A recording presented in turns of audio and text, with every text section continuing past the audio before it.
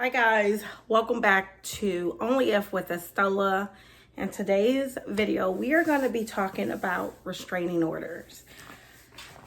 This is a lesson that, I wish that you would never have to be in, but here's the deal.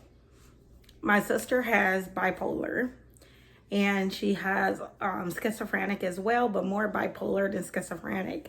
And recently, she's been violent. She showed up at my job. She attacked me there. She also attacked my assistant manager. And she showed up at my house, harassing me.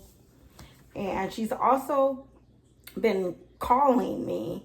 Some of them I've answered, some I haven't. So after the incident at my job where she showed up and basically wreak havoc on the restaurant, in return attacked me, I'm like, I need to get a restraining order. At this point, she is physical and past the point that I could deal with her, and I don't know if she's going to attack me or harm me or not. So I went to the courthouse on a Friday and I basically said, hey, I need to put a restraining order on my sister. She has bipolar. She's not on her medication. And she attacked me.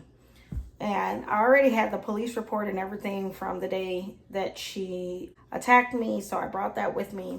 When I went inside there, they gave me like 13 pages of paperwork. So it was 2 booklets like these, 2 of them. And then 1, 2, 3, 4, 5, 6, 7, 8, 9, 10, 11. So 12, more than I thought. 24, 25 sheets of paper.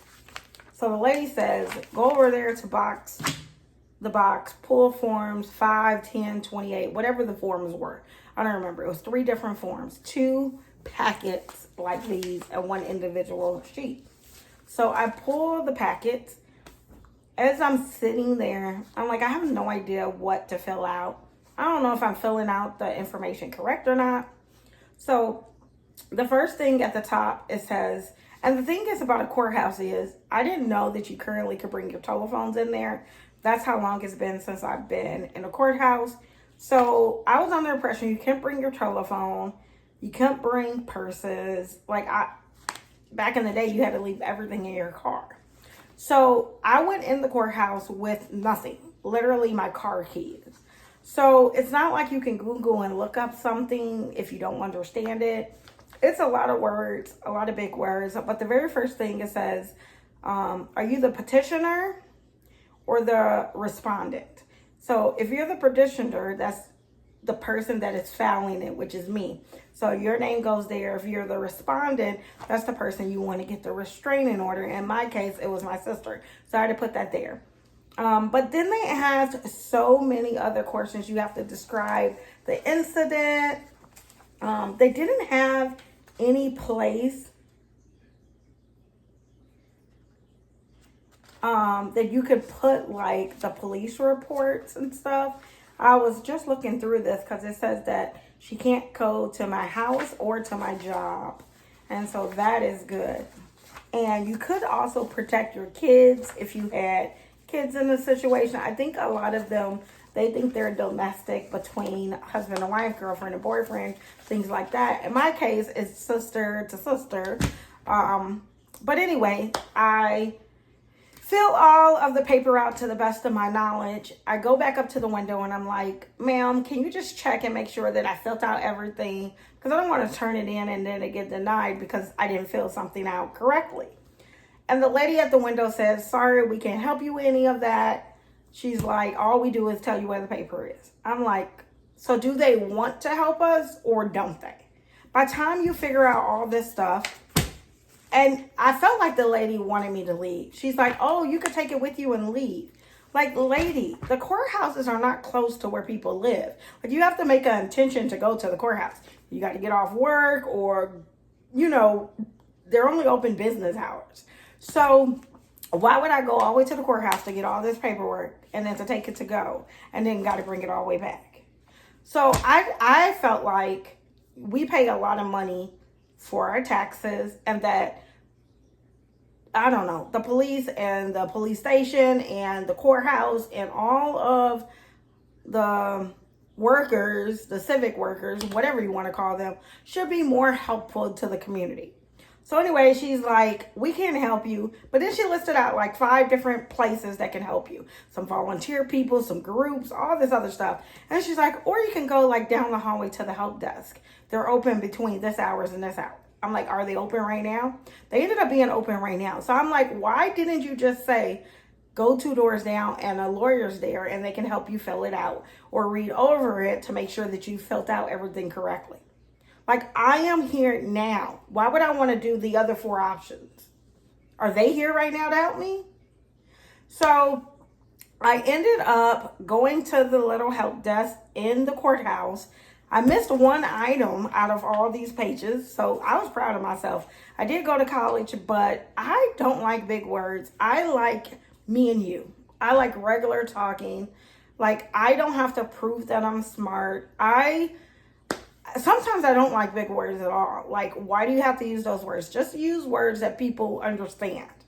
So anyway, hold on one second, guys. I'm cooking in the kitchen, so I'm kind of watching that too. So anyway, I turn in the paperwork.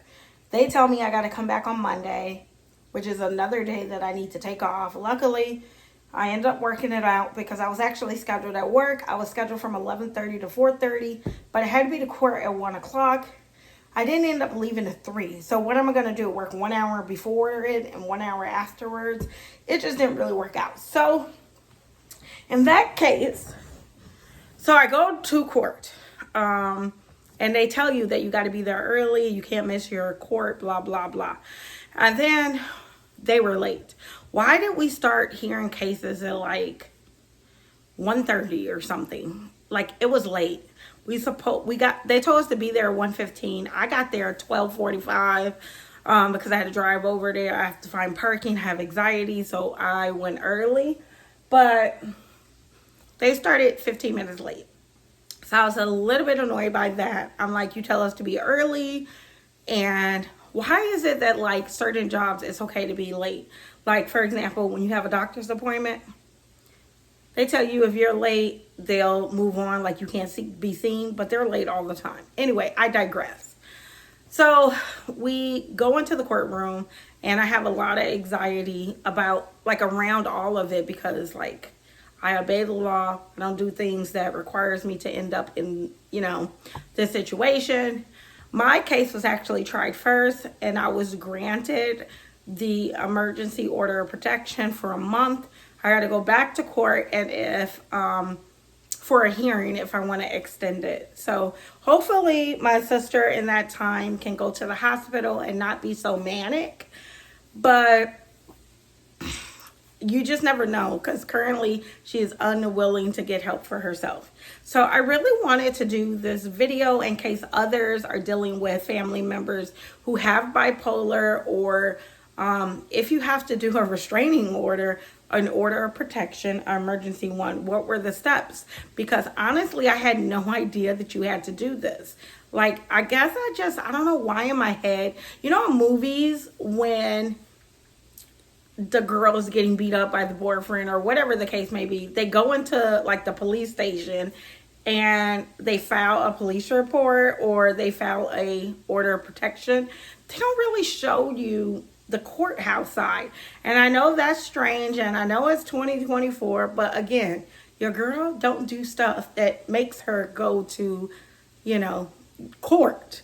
So this whole process was very trying for me. I'm glad that I was able to get the restraining order, but I hope you guys have learned something from me. If you need to file a restraining order, the process of it, getting help, and remembering that if you need something, you gotta have to go and like advocate for yourself and get the help that you need. If you need help filling out the paperwork, I just think that they need to make the process easier. Why do you need 21 sheets of paperwork to file a restraining order with no one there to really help you? So that's going to be it for the video. I hope, if anything, this was informational, and I pray that you're not going through the same thing that I'm going through currently.